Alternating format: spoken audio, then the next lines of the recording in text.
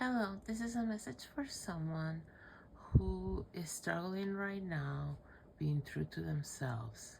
And if this message is for you, you feel like you're currently being tested by the universe, life, there's a situation in your life where you feel tested.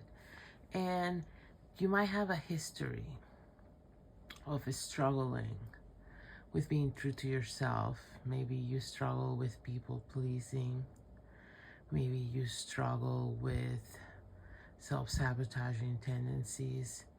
But in either case, you have made great strides in the recent past, or you felt you had, where you were doing a better job at standing up for yourself. You were doing a better job at standing your ground. You were doing a better job at, you know, being good to yourself and staying true to you. Okay. And of course, life is a school, and so when we are going over lessons, eventually the test will come, and not just one round, usually several. Not that different from real, from life school, from school, like grade school, high school, middle school, college. Not that different, because there's regular tests and then there is finals, right? So in a similar fashion, you are going right now, I guess, through finals. Okay, that's what you should know. You're going through finals if this message is for you. So you have been tested on this before. This has been an ongoing lesson for you. You might be sick of it, and you thought that you had it under control, that you were much better at this now. You might have even gotten to a point of thinking this was no longer an issue for you at all, setting boundaries like this and doing whatever needed to be done. You probably got to the point of thinking it's a non-issue anymore. I can handle whatever gets thrown my way.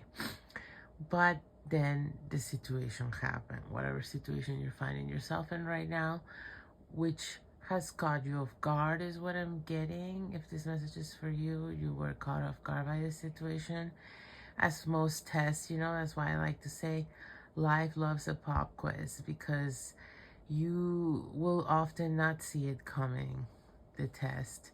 But that's why it's a testy test, right? Because if you had the notice, you wouldn't be as tested. Anywho, right now, you feel like you're in the hot seat and you're having troubles. You are not, it's like you developed a set of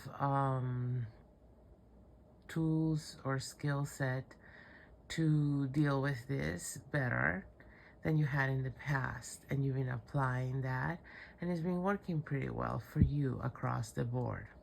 You've gotten really comfortable using these tools, and then this test happens and you're seeing yourself respond in ways that you don't feel like you're doing a good job. That's really what it comes down to. You feel like, oh, I'm not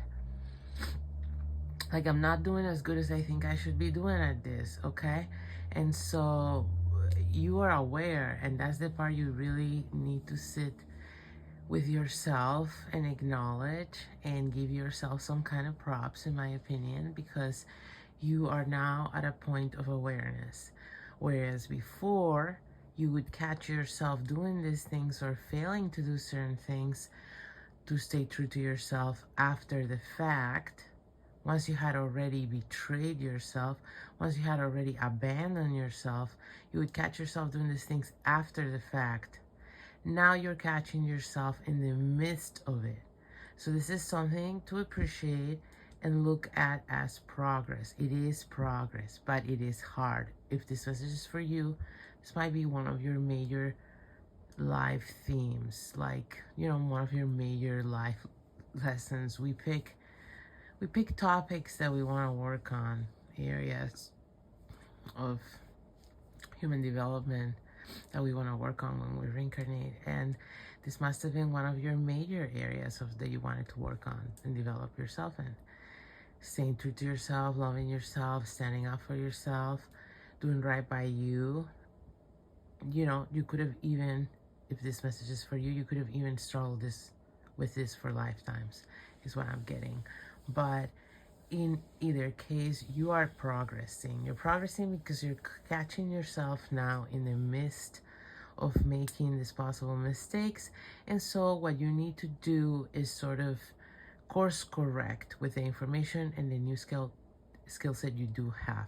Because what I'm sensing here, and you know, the message I'm getting is that you might have been really hard on yourself once you caught yourself slipping or not doing as great as you thought you should have been doing. You might have gotten upset catching yourself, and you might have turned on yourself a little. And so that is part of the more intricate lesson in this unit, to call it something. Okay, there's the bigger lesson about staying true to yourself, and then there's the secondary lesson of not turning on yourself once you're encountering troubles, which is part of staying true to yourself and being there for yourself, is to not turn on yourself. Even when you make a mistake, even when you don't do as well as you think you should do, even when you trip on that stone again for the 500th time. Because this is life, because we will trip many times, but the most important thing is to get right back up and try again. Okay, and that is what life is really all about, is trying again and getting right back up and trying to do our best every time, and understanding that not every time is going to be our best, but learning to be there for ourselves regardless, and to be kind and supportive to ourselves regardless. And being kind and supportive doesn't mean coddling, doesn't mean lying, doesn't mean sugarcoating. That's something very important to learn. There's, you know, I've been living in the United States for a long time now. One thing I've really observed is the society is very coddling. They interpret that as love.